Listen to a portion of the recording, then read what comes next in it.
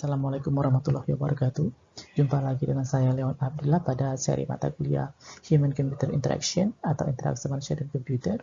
Kali ini kita akan bahas HCI paradigm atau paradigma HCI. Pada chapter sebelumnya sudah kita bahas terkait basic concept of computer, interacting with computers, virtual reality and 3D interaction, physical control sensors, etc., paper printing and scanning.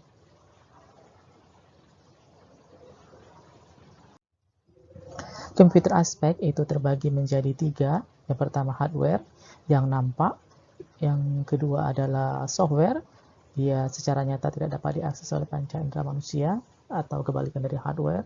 Namun justru saat ini yang paling pesat perkembangan dan perhatiannya adalah software ini.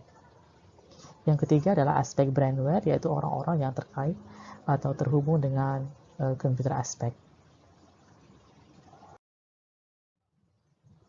Interaksi dengan komputer itu merupakan suatu aktivitas yang dilakukan atau berinteraksi dengan perangkat komputer, baik kita memberikan perintah atau menerima output dari perangkat yang ada, bisa melalui sejumlah devices, paper, sensors, dan lain-lain.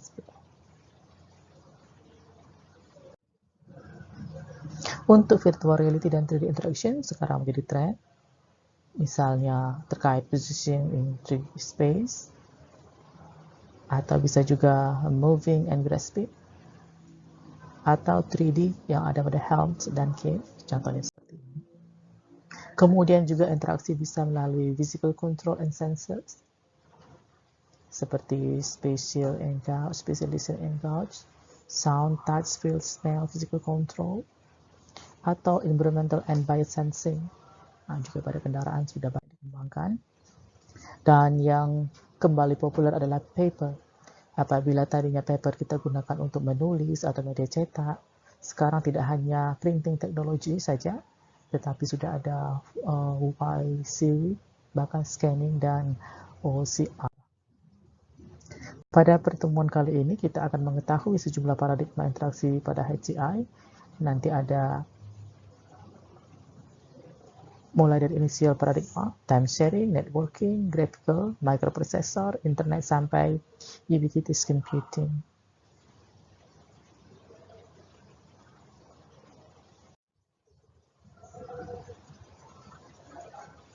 Ini agenda pada pertemuan kali ini di kelompok kami jadi 5. Kenapa kita mempelajari paradigma? Pertama, ada suatu perhatian, yaitu bagaimana bisa interaktif sistem bisa dikembangkan ya, untuk meyakinkan bahwa dia berguna. Sehingga usability ini adalah salah satu tes atau research tema yang cukup populer di HCI.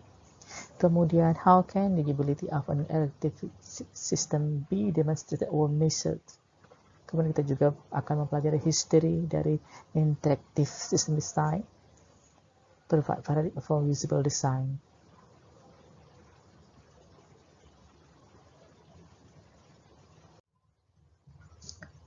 Sekarang kita lihat terlebih dahulu apa yang dimaksud dengan paradigma.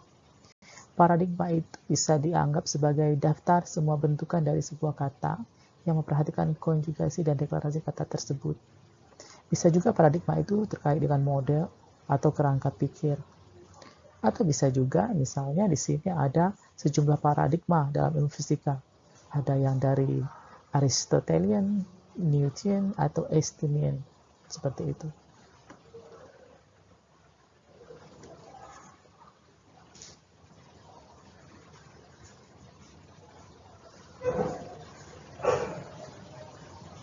Pada HCI sendiri, paradigma itu terkait dengan histori computing itu sendiri.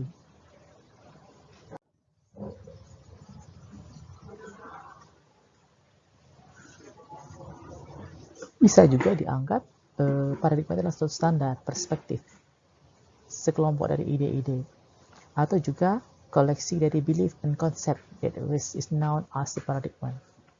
Bisa juga terdiri atas sejumlah teori, asumsi, dan ide-ide.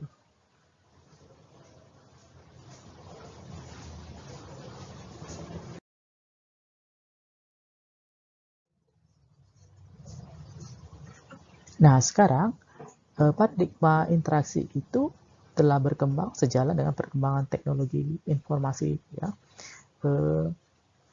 Kita akan coba untuk trace sejumlah perkembangan atau pergeserannya.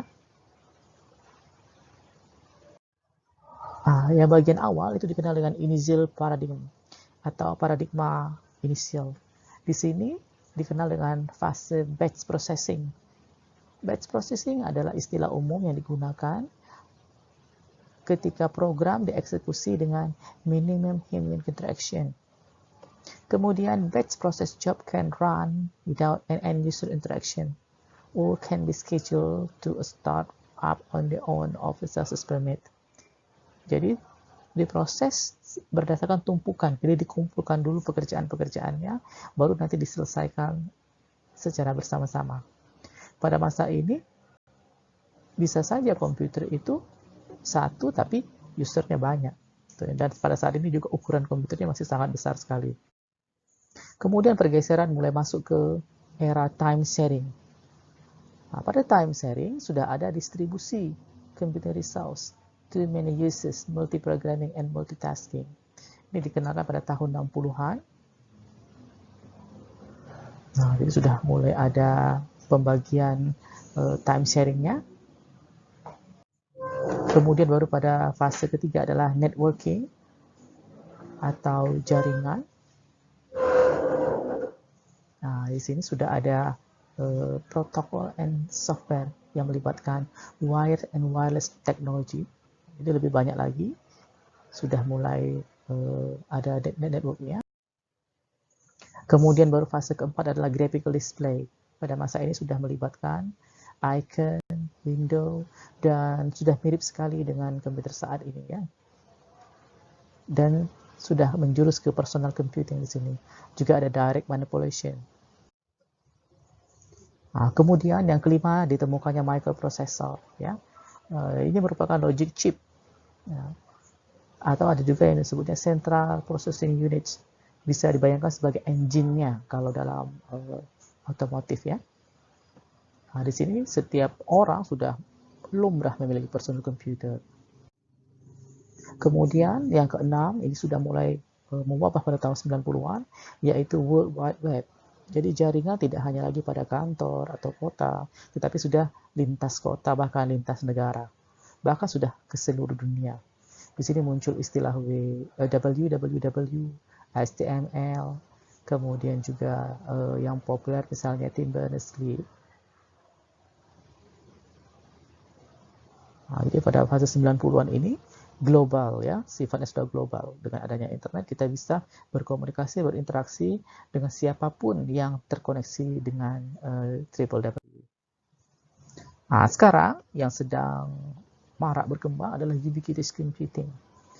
Symbiosis of physical and electronic world in service of everyday activity. Sesuai nama-namanya, ubiquitous. Artinya computing tidak lagi berusaha personal computing, tapi dia sudah banyak bentuk, ya, sudah banyak bentuk sekali dan cenderung dikaitkan dengan elektronik. Jadi misalnya pada microwave, pada kulkas, televisi, lampu, dan lain-lain sudah dibenamkan chip-chip komputer.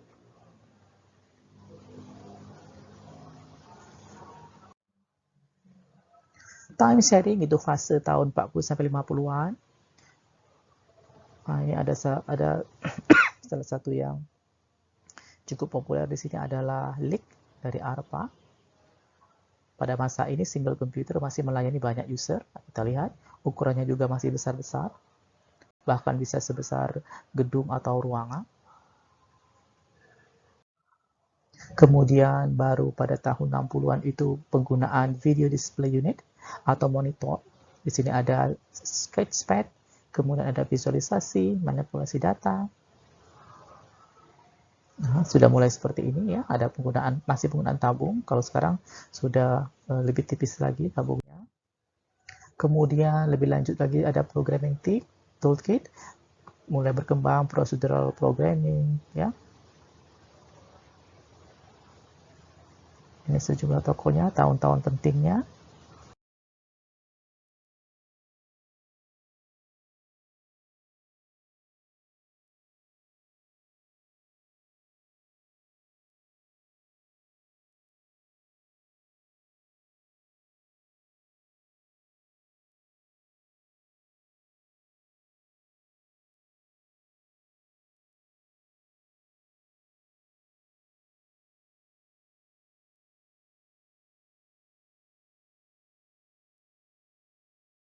di sana. Kemudian juga tren window mulai berkembang dan WIMP interface. Orang bisa mengerjakan lebih dari satu pekerjaan pada satu waktu. Jadi sudah ada multitasking pada computingnya. Kemudian ada dialog partitioning to change the topic.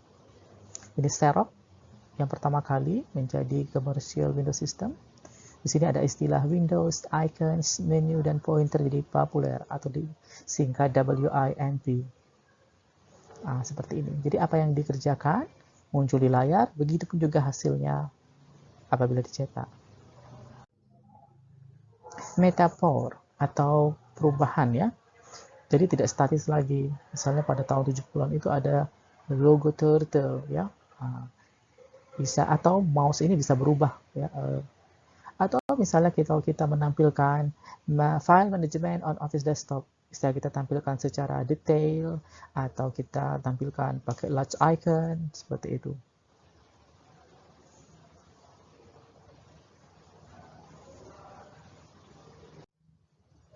Kemudian juga direct manipulation dimulai dari tahun 82 ya. Yang cukup populer itu adalah Apple misalnya, dan ada istilah Y Civic, what you see is what you get. Kalau sekarang dengan sistem touch ya, atau menggunakan stylus. Lebih lanjut, language juga berperan aktif. Jadi tidak selamanya kita ketik, tapi bisa juga sudah menggunakan suara. Language paradigm. Kalau sekarang misalnya kita menggunakan perintah pada Google ya, voice recognition, kita masukkan aktifkan dulu fiturnya, baru kita berikan perintah. Jadi handphone atau smartphone kita akan menangkap perintah. Kalau dikenali, dia akan mengerjakan perintah tersebut. Ini masih dalam perkembangannya cukup intens saat ini. Nah, orang berbicara ditangkap, baru direkognisi atau dikonversi menjadi, contohnya di sini adalah teks. Hypertext juga sejak tahun 45 sebenarnya sudah muncul.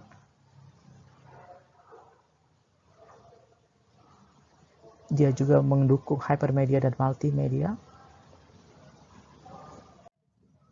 Kemudian multimodality, orang melakukan interaksi dengan komputer tidak lagi satu arah, tetapi multimodal. Kalau dibayangkan, ada touch, ada speak, ada grafik, ada text, ada lain-lain ya. Multimodal. Lebih lanjut, CSCW. Kalau di sini sudah all in. Contoh yang masih populer sampai saat ini adalah electronic mail atau email ya. Bisa kita gunakan untuk communication, information sharing, coordination, bisa secara real time atau asynchronous. W juga masih populer sampai saat ini. Dia berbasiskan hypertext. Kemudian menggunakan protokol HTTP. Bahasanya ada HTML.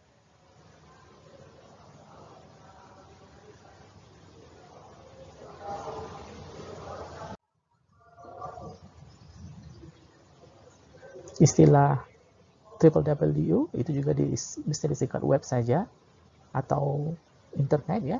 Kita bisa buka melalui web browser, kemudian kita juga bisa berjalan dari satu halaman ke halaman lain melalui hyperlinknya.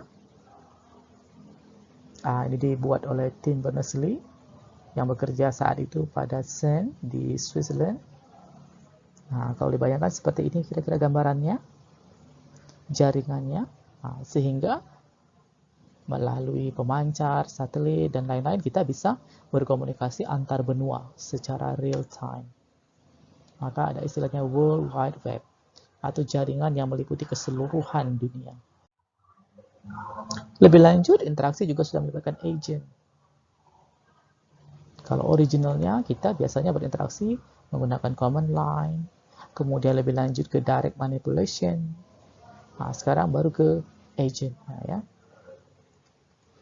Kalau di film tahun 2009 itu ada yang populer, Avatar, kira-kira seperti itu. Yang sedang pesat saat ini adalah ubiquitous computing.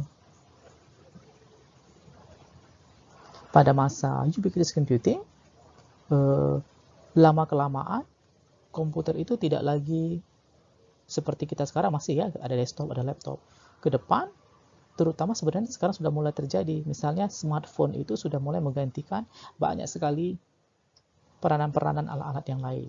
Kemudian trennya dengan teknologi nano, sebenarnya seluruh komponen-komponen tadi bisa dikecilkan, kemudian dibenamkan ya, ke physical world. Tadi contohnya misalnya di kulkas itu ada chip yang dibenamkan sehingga tidak perlu ada ditaruh komputer di kulkas itu, tapi cukup chipnya saja yang berisi coding-coding untuk mengotomasi bagaimana proses pendinginannya dan lain sebagainya.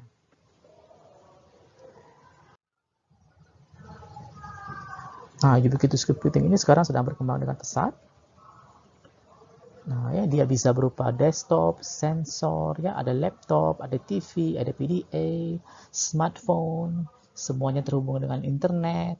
Kemudian boleh untuk rumah sakit, museum, rumah, kampus, dan lain-lain.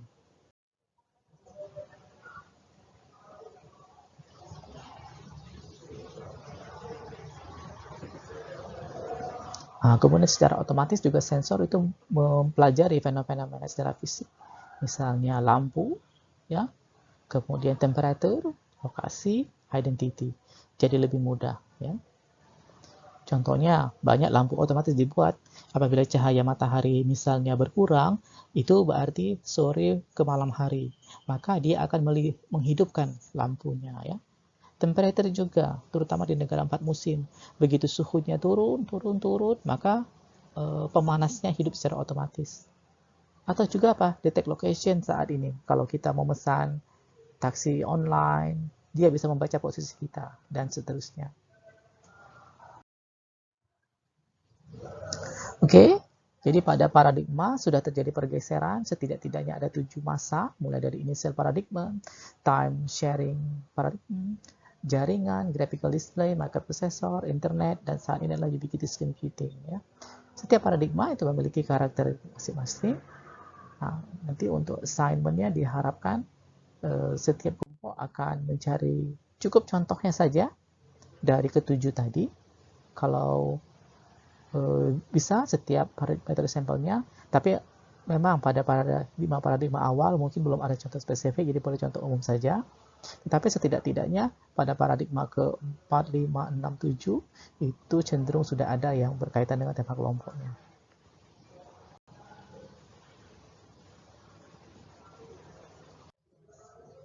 Ya, ini sejumlah literatur yang terpakai pada pertemuan kali ini.